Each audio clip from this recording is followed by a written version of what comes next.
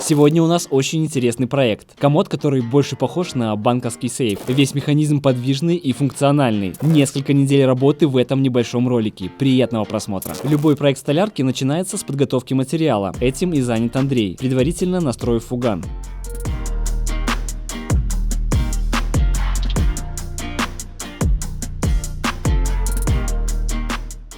Следующим этапом, разметив заготовки в размер, отрезаем все лишнее под нужным углом.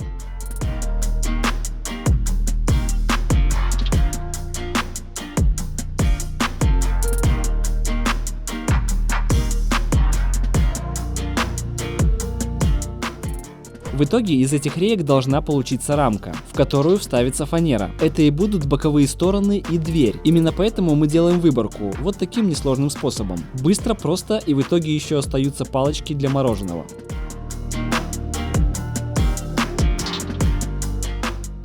Для того, чтобы вставить фанеру, сперва распускаем ее в нужный размер. Кстати, правильно распиленная фанера в этом случае очень облегчает склейку. И нам не приходится вымерять угол и проверять диагонали лишний раз. Немного клея, шпилечник и боковушки готовы.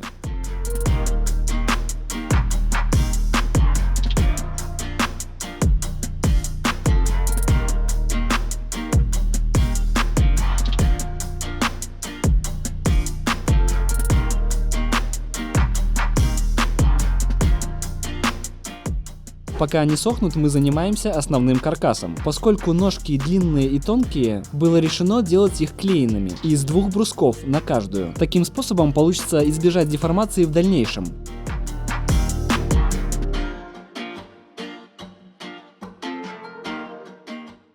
Ну а дальше несколько дней кропотливой столярной работы, которую преимущественно делал Андрей. Так что если есть вопросы, вот его Инстаграм.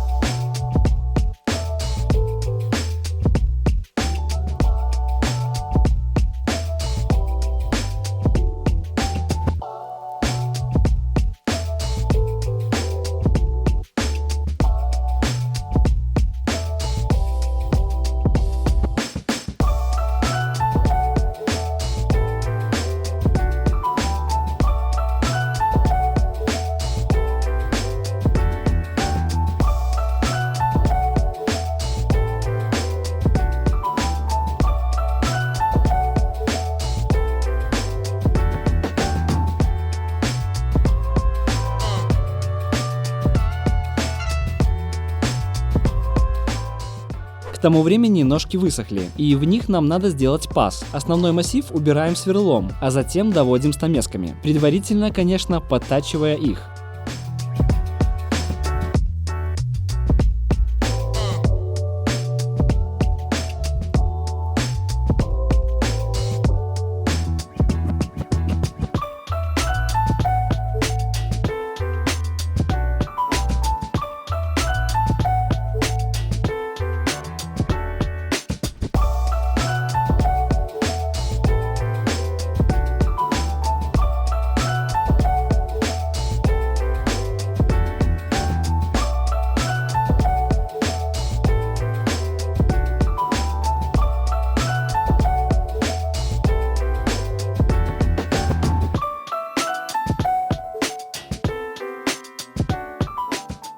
Для декора соединительные элементы делаются вот такой формы. Основную часть убираем лобзиком.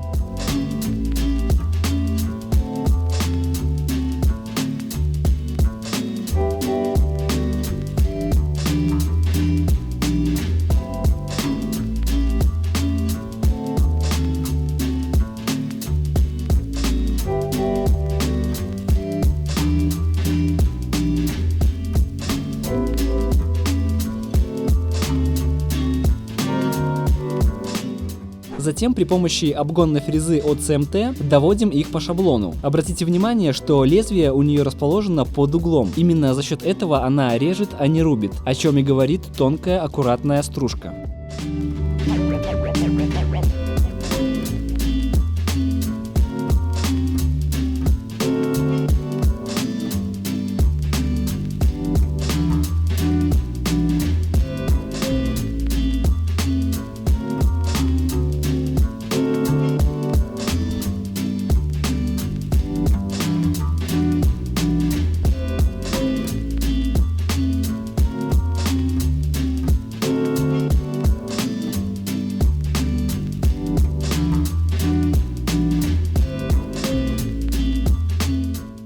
Пока Андрей подгоняет детали, я уже параллельно занимаюсь следующим проектом. И тут мне нужен совет знающих людей. Передо мной стоит задача качественно гнуть древесину. Теорию я хорошо знаю, а вот практики маловато. Я решил сделать хорошую камеру для пропаривания. Для этого отправился в строительный магазин и купил фанеру и утеплитель. Фанера обычная, а в качестве утеплителя взял пеноплекс. Им обычно утепляют дома, так что для утепления камеры подойдет отлично. Единственный нюанс в том, что при пропарке температура достигает до 110 градусов по Цельсия. Но я уточнил этот вопрос, и выяснилось, что пеноплексу это не страшно. Он выдерживает такую температуру. Главное сильно его не нагружать. Но так как силовой каркас сделан из фанеры, проблем не будет. А вообще пеноплекс рассчитан на нагрев до 75 градусов, без всякой деформации даже под нагрузкой. Теперь собираем нехитрую конструкцию. Следующим этапом утепляем камеру вот по такому принципу. Если у кого-то есть опыт гнутия дерева путем пропарки, поделитесь, пожалуйста, в личку Инстаграма. Какой парогенератор лучше использовать и какие сложности могут возникнуть, так как мой предыдущий опыт меня не устраивает. Спасибо. Следующим этапом еще несколько дней тонкой кропотливой подгонки, которые для вас пролетят за несколько минут. В итоге на весь проект ушло больше 2 недель ежедневной работы, и сейчас вы поймете почему. Дело в том, что этот комод — это копия авторского комода. Его придумал Скотт Джарви, крутой дизайнер из Шотландии. Понятное дело, что чертежей со своими работами он не выкладывает в открытый доступ. Но когда я увидел картинку этого комода, я просто не мог удержаться. И в итоге мы сконструировали его с нуля, отталкиваясь лишь от фотографии. Надеюсь, Скотт не в обиде.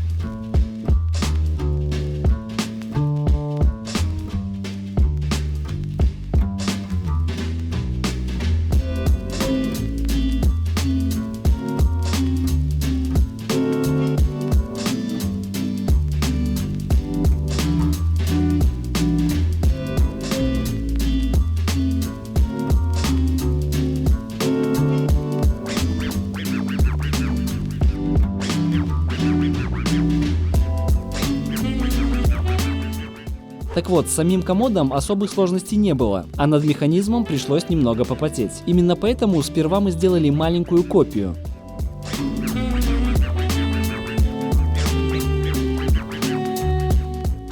Убедились, что все правильно работает, и потом просто масштабировали ее. Благо, учитывая точность лазерного станка, с этим не возникло никаких сложностей.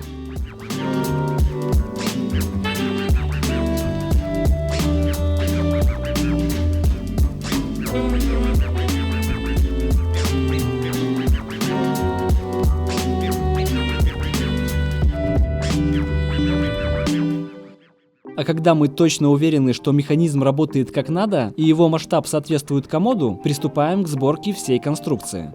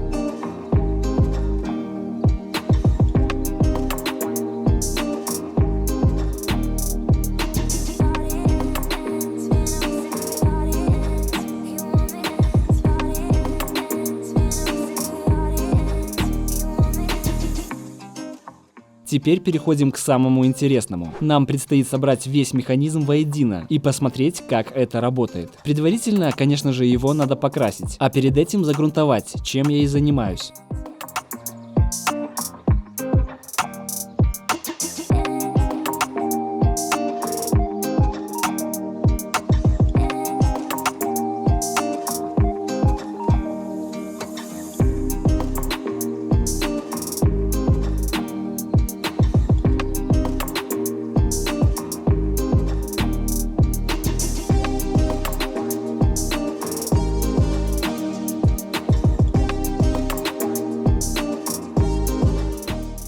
Некоторые места становится возможно довести только после склейки, и это как раз одно из таких мест.